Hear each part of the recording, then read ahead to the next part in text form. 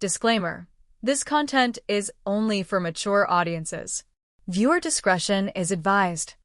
I didn't expect that wearing the same dress again would stir up something I couldn't quite name. I had almost forgotten it was still in my closet, tucked way in the back, the fabric still holding a faint scent of an evening long gone. It was the kind of dress that made you feel seen. The kind that turns a quiet room louder, even without a word. I slipped it on, not thinking too hard, maybe chasing a feeling I hadn't had in a while. But when I walked downstairs and saw his face, his eyes catching mine with that pause, I knew something shifted. My stepson had never looked at me like that before. He's 23, home from college for the summer. Smart, quiet, always respectful. We've always had a good relationship, but nothing like this.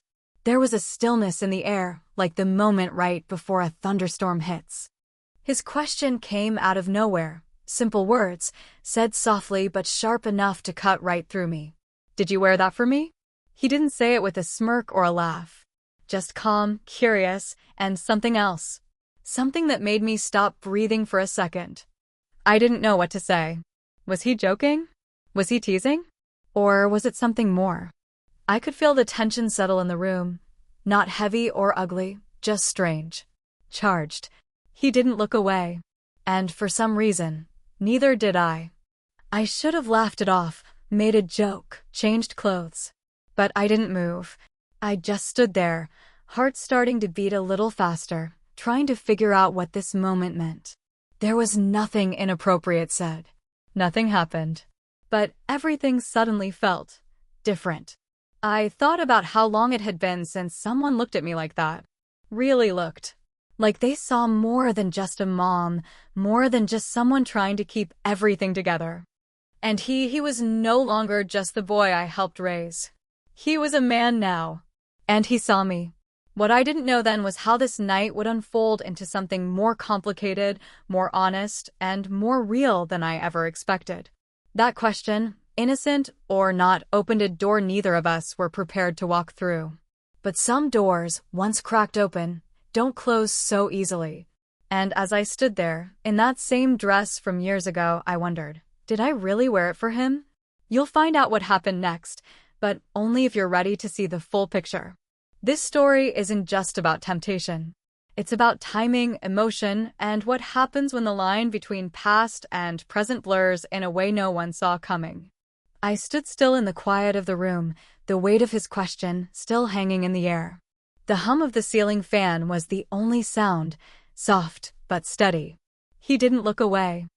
I noticed how his eyes stayed on me, not in a way that made me feel uncomfortable, but like he was trying to figure something out, the same way I was. I cleared my throat, finally moving to sit on the edge of the couch. "No," I said. I just hadn't worn it in a while. It wasn't a lie, but it wasn't the full truth either. He nodded, still watching me, and then walked to the kitchen to grab a drink. I watched him go tall, relaxed, comfortable in his own skin in a way that had changed since the last time he was home. He had always been polite, soft-spoken, but there was something more now. Confidence. Maybe maturity. Maybe something else I couldn't quite name yet. I looked down at the dress, smoothing it out with my hands. I had worn it for a special dinner years ago, back when his father and I were still trying to make things work. That night had ended in silence, like most did in the final stretch of that marriage. But tonight felt like it had more electricity than all those forced dinners combined. He came back with a soda and sat across from me, resting his arms on his knees. "I remember that dress," he said. "You wore it to that fundraiser." I looked up, surprised. "You remember that?" "Yeah," he said with a half smile. "You looked really happy that night." That caught me off guard. I didn't remember being happy. I remembered pretending. But maybe I'd pulled it off better than I thought. Or maybe he just saw what he wanted to see. I leaned back against the cushion and looked at him for a long moment. It's funny what people remember. He didn't say anything right away, just sipped his drink and looked at the floor. I used to wonder what it would have been like if things had been different. I tilted my head. "Different how?" He shrugged. "I don't know. If you had been happier. If you'd met someone who really saw you." That hit harder than I expected. It wasn't what he said, it was how he said it. Like he meant it. Like he'd spent time thinking about me, more than I realized. I suddenly felt aware of everything. The silence. The way the dress clung to me. The way he looked at me with those eyes that weren't the same as the boy I used to know. And still, he hadn't crossed a line. Neither had I. But we were getting close. Too close to ignore. I stood up, pretending to stretch, needing to move, to change the energy in the room. I should probably change, I said, not really meaning it. Don't, he said quickly, then caught himself. I mean, you look nice. I turned slightly, meeting his gaze again. There it was, something unspoken, something fragile but charged. I didn't say anything back. I didn't have to. And that silence between us? It said everything. I went upstairs to change, but when I reached my bedroom, I didn't. I stood in front of the mirror, my hand resting lightly on the zipper of the dress, heart still unsettled. I could hear faint sounds downstairs, him opening the fridge again, the soft thud of the cabinet closing. Life moving normally. But none of this felt normal anymore. This was supposed to be just another summer. He was only here for a few months before heading back to school, and I thought we'd fall into the usual rhythm, me cooking dinner, him sleeping in late, movie nights, small talk. Nothing complicated. Nothing like this. But that moment, that question, it pulled up something I hadn't felt in years. Not just attraction. Something deeper. Like he noticed me as a woman, not just his stepmom. And the part that scared me more than anything was how much I noticed him back. I sat on the edge of my bed, my mind racing. Maybe I had been lonely longer than I realized. It's not like I'd dated since the divorce. I always told myself I was too busy, too focused on rebuilding. But the truth was, I hadn't let anyone close. Not emotionally. Not physically. And now this shift in energy was stirring things I had buried under routine and responsibility. The next morning, I tried to shake it off. I made breakfast, dressed casually, did everything like usual. He walked in groggy, rubbing his eyes, wearing the same old hoodie from high school. For a minute, it felt normal again. But when our eyes met across the kitchen, I saw it, the same question still lingering in his expression. Later that week, I ran into an old friend, Jenna, at the store. She asked if I'd been seeing anyone, and I laughed it off, but inside, I felt it. That ache. That strange longing I couldn't explain. I saw your stepson the other day, she said. He's grown into such a handsome guy. He always had those eyes, didn't he? I nodded, distracted. Her words stuck. Not because they were inappropriate, but because they echoed what I'd been trying not to think about. That night, we watched a movie. I picked something safe, light, a comedy. But I was hyper-aware of the way he sat next to me close, but not too close. The way our arms almost touched. The quiet moments between the jokes. There was a scene where the characters danced in the kitchen, laughing, close. I caught him watching me watch it. I quickly looked away, pretending to grab my drink. He didn't say anything, but I could feel it. That unspoken thing between us. And the more I tried to ignore it, the louder it became.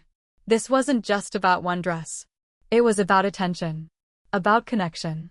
About two people finding themselves in a space where lines blur and questions get harder to answer. And we were already too deep in to pretend nothing had changed. The days blurred together, but the tension only got sharper. It lived in the way we avoided eye contact a second too long, the way our conversations danced around anything real. I kept waiting for things to go back to normal, for this weird feeling to fade, but it didn't. If anything, it grew stronger. We were both pretending, but not very well. One night, a storm rolled in. Thunder, lightning, the works. I'd always loved storms, but this one felt different. The air was heavy, thick with something unspoken. We lost power just after dinner. The lights blinked out, and the house fell into a low hum of silence. I'll light some candles, I said, my voice too steady. He followed me into the kitchen. I could feel him behind me, close but not touching. I grabbed a lighter and turned, and for a moment we stood in the glow of the small flame, faces just a few feet apart. "It's kind of nice," he said quietly. "Feels peaceful." I nodded, not trusting my voice. His face was softer in the candlelight, eyes darker, more intense. We carried the candles into the living room and sat down across from each other. I wrapped myself in a blanket, trying to stay grounded. "You've been quiet lately," he said.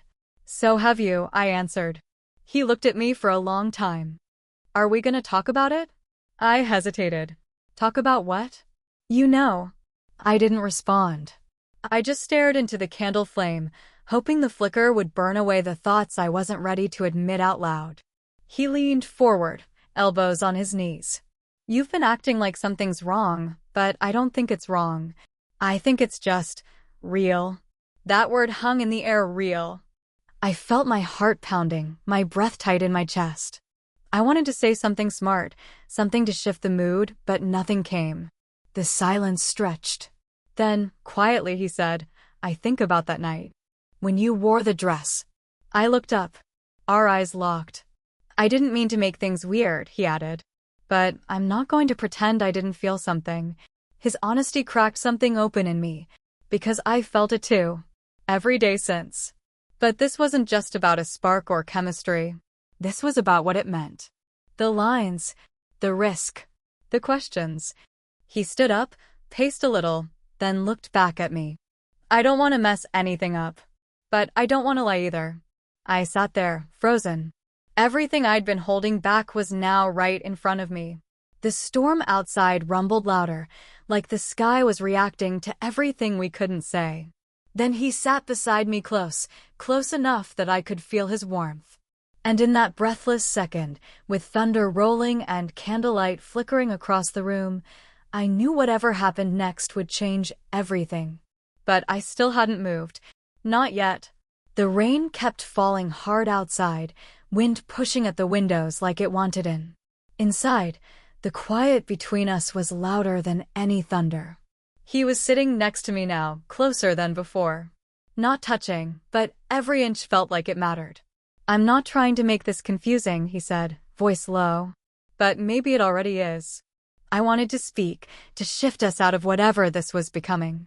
But before I could answer, my phone buzzed on the coffee table. I grabbed it without thinking. One new message. It was from his father. "Thinking of swinging by next weekend. Haven't been back in a while. Might stay a few days if that's cool with you." I stared at the screen, heart suddenly racing for a different reason. He hadn't visited in almost a year. Not since the divorce papers were finalized and the last box of his things was picked up. Now, out of nowhere, he wanted to come back? I didn't know how to answer. "What's wrong?" my stepson asked, noticing the shift in my face. I locked my phone and set it down. "Your dad might be coming to visit." His jaw tightened, just slightly. "Now?" I nodded. He looked away, eyes fixed on a candle flickering against the wall. "It's probably not a good time." I half laughed, but there was no humor in it. "You think?" He stood and started pacing again, one hand running through his hair. "Do you think he knows something?" That caught me off guard. How would he? There's nothing to know. We both knew that wasn't entirely true. He turned and faced me, frustration in his voice now. "You said nothing happened. But this is something. Whether we say it out loud or not." I sat up straighter, pulling the blanket tighter around me. "We haven't done anything wrong. But we've thought about it," he said. "That counts." The rain beat harder against the roof. I felt like everything was closing in. Then he added, quieter, "What if he's coming back for you?" That stopped me. "What?" "My dad. He always acted like you were the one that got away. Even after the split. He called me once, late at night, said he regretted everything." I shook my head, trying to process it. That doesn't mean anything. But maybe it did. Now the room was filled with a different kind of tension. Not just between us, but from the outside, his father, the past, things left unsaid. I didn't know what scared me more, that he might be right, or that this entire thing was about to blow up before I could make sense of what I really felt. He sat back down beside me, a little closer than before. "Whatever happens when he gets here," he said, "I'm not going to pretend I don't care about you." And for the first time, I didn't know who I was more afraid of hurting: him, his father, or myself. The rain stopped sometime around midnight, but the tension didn't. We sat there, the candlelight flickering low, casting long shadows across the walls. Neither of us spoke for a while. There wasn't much left to say that wouldn't cross a line too far. Then I heard it: keys in the front door. My heart stopped. He looked at me, confused. Is someone? Before he could finish, the door creaked open. And there he was. His father.